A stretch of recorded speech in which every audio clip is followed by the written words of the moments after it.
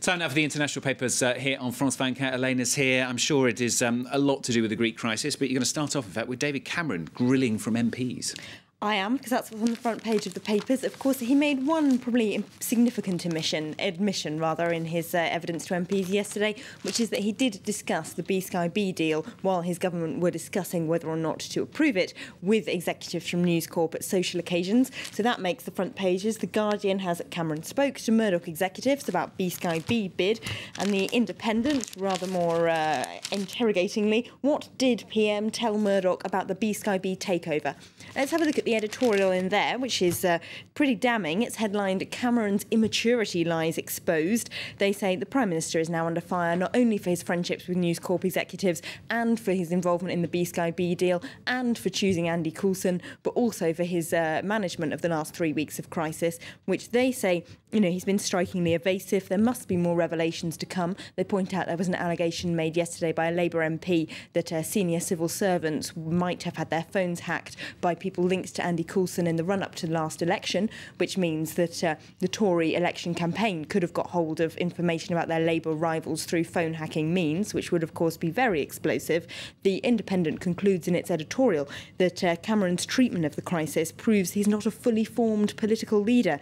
They say his political strategy is derivative and he looks immature. If he's to survive this crisis, the Independent says he needs to grow up quickly. Strong words there. Another really strong story that we've been covering here on France 24, of course, the famine in Somalia. The Guardian saying the conventional wisdom of how to kind of deal with the famine is fatally flawed.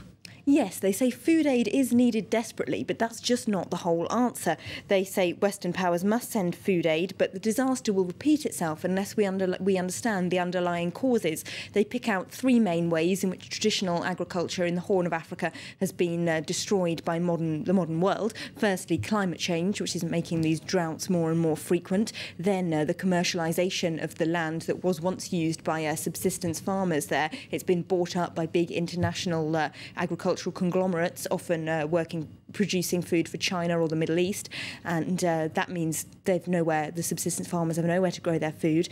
And thirdly, the rising demand for biofuels, which means that cereal prices around the world have soared because more and more of the cereal crop, especially in the US, is being turned into biofuels as the oil price rises. So the Guardian says it's just not enough to send money to the starving people in Somalia. We need to address these important issues which cause these disasters, otherwise they will just keep repeating themselves. Going to try and get through three more. The first one is US debt. Yes, well, let's have a look at the Huffington Post.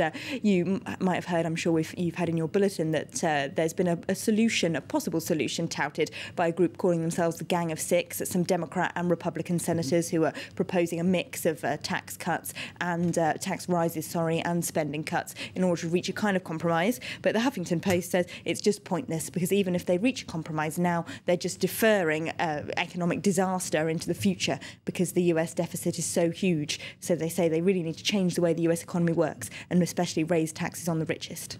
Briefly, one completely off the agenda in the Irish Times, the Prime Minister making a speech there. Yes, this isn't something we've covered a lot in the bulletin, but is actually quite important. The front page of the Irish Times today, this is about the Cloyne report into clerical child sex abuse that was published this week, was a bit overshadowed on the international stage, but is important because it's the first report to show that the Vatican deliberately covered up sex abuse. Now, the Irish Prime Minister, Enda Kenny, made an incredibly strongly worded speech about this in Parliament yesterday, which the Irish Times says the country is reeling in shock at the breaking of a taboo because he so virulently attacked the behaviour of the Vatican.